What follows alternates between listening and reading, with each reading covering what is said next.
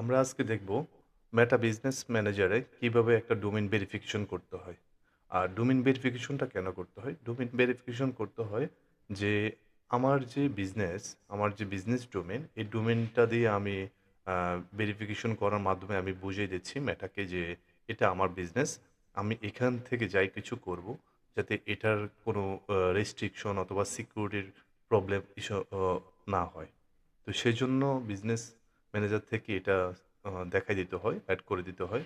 তো আমরা দেখব কিভাবে এটা আজকে এড করে। তো আমরা চলে যাব হচ্ছে সেটিংসে। সেটিংস থেকেও আমরা যেতে পারি হচ্ছে উম আমরা যাব হচ্ছে ব্র্যান্ড সেফটি ব্র্যান্ড সেফটি থেকে এখানে ডোমেইনস আছে।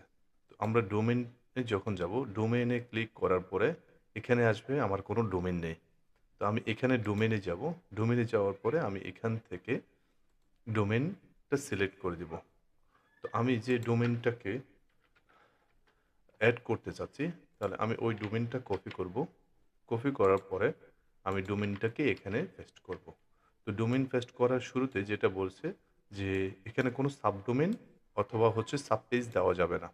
তো সেক্ষেত্রে শুধুমাত্র রুট ডোমেইনটাকে এড করতে হবে, যেটা আমার মেইন বিজনেস। তো আমরা রুট ডোমেইনটাকে এড করছি। এড করার পরে আমরা এখান থেকে দিলাম। দেওয়ার পরে এখানে আসছে যে নট ভেরিফাইড। তার মানে এটা ভেরিফাইড হয় নাই। আমরা এটা কি এড করলাম মাত্র।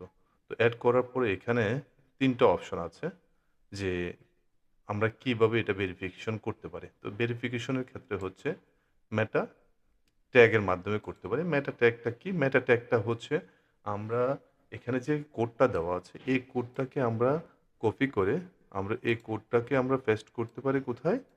মেটা হেড সেকশনের মধ্যে। Start of the head and before of the head end. তো এটার মধ্যে যখন আমরা পেস্ট করে দিব, করে দিয়ে আমরা ভেরিফিকেশন করতে পারবো। সেটা আমাদের হেডার ফাইল খুঁজি, হেডার ফাইলের মধ্যে আমরা এই HTML কোডটা বসায় দিতে পারবো। অথবা আমরা চাইলে হচ্ছে HTML ফাইল আপলোড করতে পারি।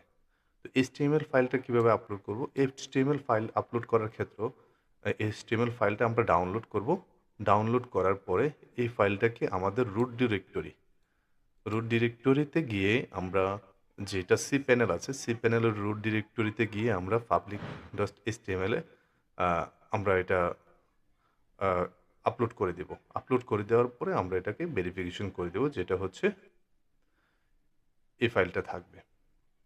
অথবা আমরা আজকে দেখব যেটা update with the DNS-TXT record, যেটা হচ্ছে ডোমেইন রেজিস্ট্রারের মাধ্যমে এটা আমরা cpanel থেকে আমরা DNS-TXT ফাইল রেকর্ডটাকে আমরা এড করে নেব।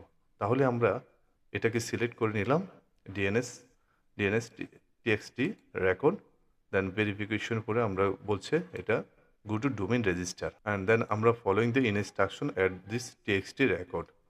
দেন আমরা এই ডোমেইনটাকে নিয়ে আমরা DNS কনফিগারেশন করব। এটাকে আমরা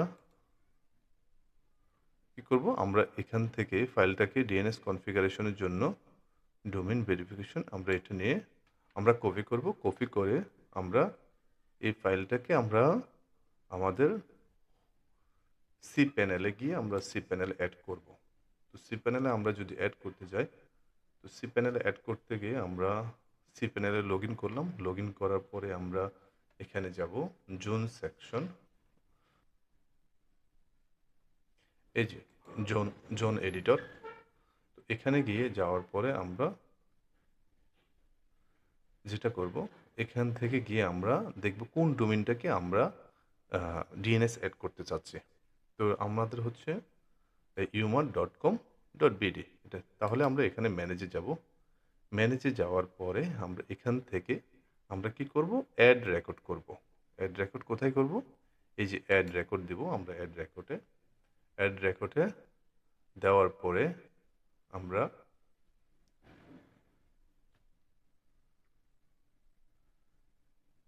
এখানে আমরা দেব, আমরা যেটা কপি করছি এটা অ্যাড্রেসটা এখানে বসাই। দেন আমরা ইউমারটাকে এখানে নিয়ে আসি। এখানে আমরা ইউমারটাকে দিই। দেন হচ্ছে আমরা এটাকে হচ্ছে বলছি টিএক্সটি আমরা সেট করে দিলাম। দেন সেট করার পরে আমাদের আসলে যেটা কপি করা ছিল আমরা ডিএনএস এটা কপি করে আমরা বসাই দিব এখানে। দেন আমরা সেভ রেকর্ড দিলাম। সেভ রেকর্ড দেওয়ার পরে আমাদের এটা কোথায় চলে গেল? সেভ রেকর্ডে চলে গেল টেক্সটিতে।